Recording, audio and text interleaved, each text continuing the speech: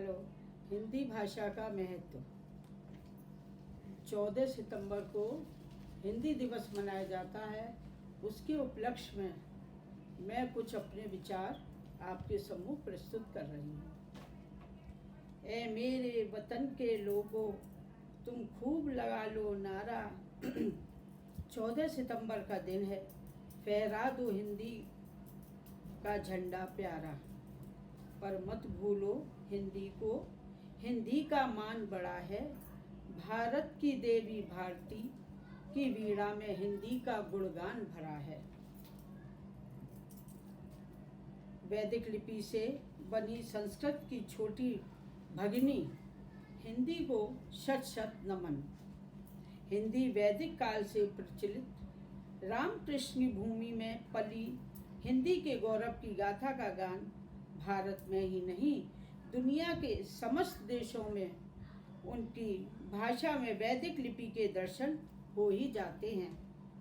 उदाहरण के लिए बालकृष्ण भट्ट जी द्वारा लिखी लेखनी टा का वर्णन, हिंदी वैदिक भाषा का टा और अंग्रेजी में टा शब्द की महत्ता का वर्णन, बड़ा ही सुंदर वर्णन श्री बालकृष्ण भट्ट जी के द्वारा किया गया है।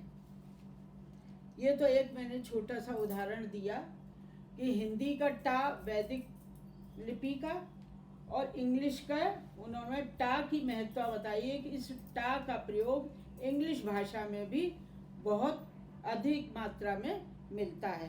तो कहने का तात्पर्य है कि वैदिक भाषा की हिंदी और इंग्लिश ब्रिटिश भाषा का शब्द है, पर उसमें भी हमारे वैदिक भाषा का टा शब्द की महत्ता इंग्लिश में भी बहुत है, जिसका वर्णन बालकृष्ण भट्ट जी ने बड़े सुंदर ढंग से किया है।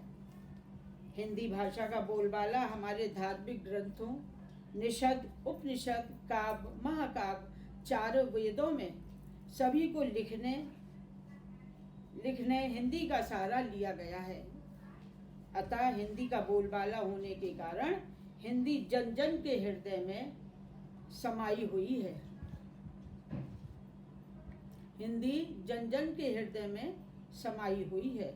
गुरु की वाणी हिंदी, गुरु ब्रह्मा गुरु विष्णु गुरु देवो महेश्वर, गुरु साक्षात परब्रह्म तस्मै श्री गुरुवे नमः।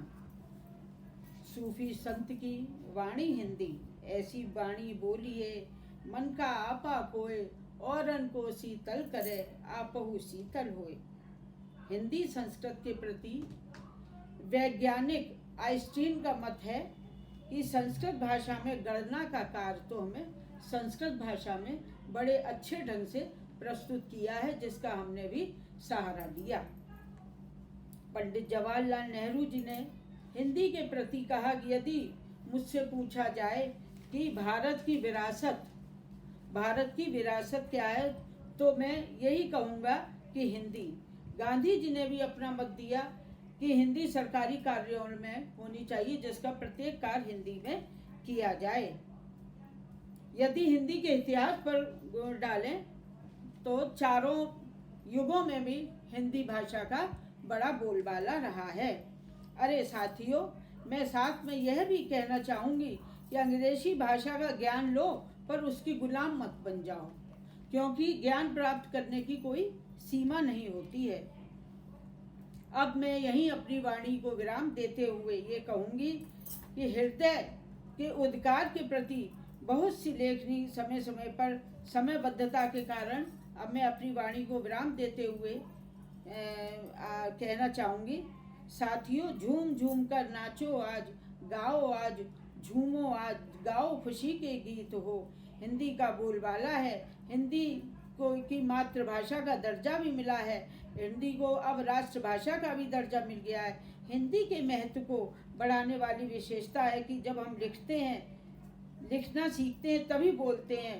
और ये हमारे भारत की हिंदी की भाषा की बहुत बड़ी विशेषता है कि जो हम लिखते हैं वही बोलते हैं।